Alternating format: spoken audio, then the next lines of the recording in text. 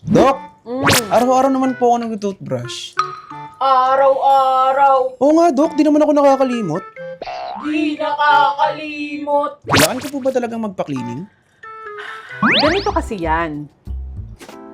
Kahit sabihin na ang sabon, 99.9% ng germs ang natatanggal, may naiiwan pa rin. Nakakapagtaka, di ba? Kaya minsan, nagtataka rin ako kung bakit hanggang ngayon, hindi ka pa rin nagpapa-teeth cleaning. Actually, may 3 common signs na kailangan mo na magpa-cleaning. Una, dumudugo ang gilagid mo kapag nagsisipilyo. That's your gums asking for attention.